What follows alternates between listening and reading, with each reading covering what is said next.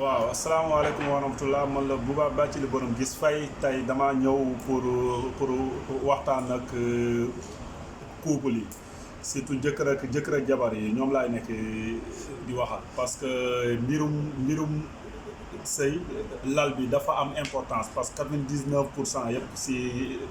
lal bi la te ñu si bëri xamatuñu nan lañ war a dundee foofu noonu. dam leen di wax góor muy góor di jigéen avant ngay sëkk ak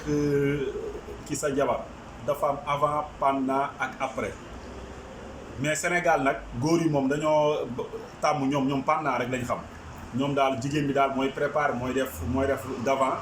préparé wu taal cuuraayam tax sol lu sexy préparé wu après pendant bi rek ñoom la ñuy def suñu paree ba sekk seen jabar rek tourné nañ wan ko ginnaaw te loolu du yoon parce que jigéen bànneexam ci kaw lay commencé si boppam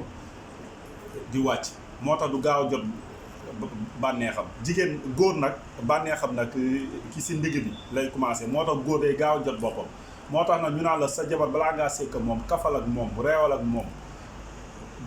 si suba si sax la kër gi war a njëkk a neex war a ñaan ngeen xam ne tey guddi bi tey daa war a neex guddi balaa ngeen sekk yow tamit ku jigéen ni muy solee ay nuisette am sol yu baaxam yow tamit ku góor ki tam war nga sol sa benn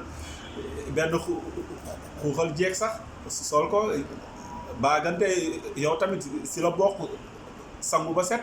mais di ñoom daal jigéen rek ay sangu ba set xeeñ bu neex yow tamit nga xeeñ lu neex parfum toogam moomu waxtaanam moomu kafam moomu wax ko wax yu neex avant ngay sekk moom te soo sekkee moom ba pare donte sax loolu noonu sooy sekk ak moom foowal ak moom caressé ko après may nañ la diine may na la lii distance bii nii nga foo sekk sa jabar si kanamam waxuñu la nag ay doigté non nga koy yéegal di ko wàccee si côté kii bi comme de je vais être direct si coppare bi noonu di si foo tuuti ba kanamam bi tooy su kanamam bi tooyee ba pare nga soogoo def pénétration te soo defee pénétration nag mën nga def ay ñeent aller retour ba pare après nga rocceeku foolaat ak moom caressé wu waat ak moom après bàyyi ko mu yéeg ngeen def noonu mais waroo ñëw rek caxam rek ba daanu rek jeex après nga tourné noonu te soo paree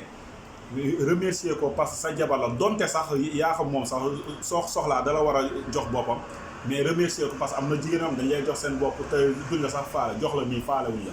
mais nag mel ni kuy lire journal jox la nii rek seen bopp non mais ku la jox boppam ak mbégte ci ak bànneex kon loolu kon soo paree war nga ko remercier ba pare nga tooñanteeg moom daf si baax ngay kafal sa jabar ne fa tey kat yóbbu naa la rond-point surtout wala tey yóbbu naa la kii ni comme mbër yi ni ñu koy waxee kii ni ardoog yooyu noonu ngeen tooñante après moom tamit mu tooñ la ne la non yow kay moom da nga naa bett mais beneen yoon yooyu nii mais dafa baax dafa neex si loolu même soo paree soo mënee yëg sa benn 5000 bu ndaw sax may ko sax du question de fay de mais mbégte boobu noonu rek dafa neex day tax su demee kër pap mag yaayam su fa yendoo journée sax du fa nangoo sax fanaan day di bàyyi ma ñibbi sama kër jëkkër loolooy waral des fois nga gis ñaar ñu divorcé nga dem ba divorcé moom ku jigéen gis lu ñu wax rek mu ne moom day delluwaat ak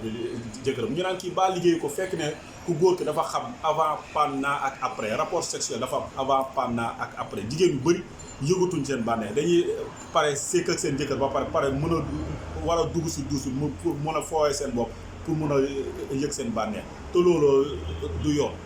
ku si nekk sa kër pap sa kër yaay am na lekk bu neex am na lal bu nooy soo fa bàyyee pour lal bi la pour dem sëyi lal bi la dañ koy rafetale naan non da ngay dem sëyi jaamu yàlla mais lal bi mooy lépp foofu ngay defaree say doom foofu ngay defaree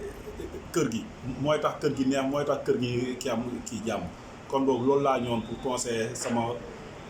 couple yi di leen naan nag carrément ku soxla conseil su ma woowee soo kee sax sa jëkkër bagage bi dëgërul wala su jugee rek day gaaw a daanu dinaa la jox conseil ne la nii ngay sekkee moom nii nga war a defee moom la temps muy def traitement am ñu ko si jàppale ba mu mën a yëg boppam à 100% kii wasalaam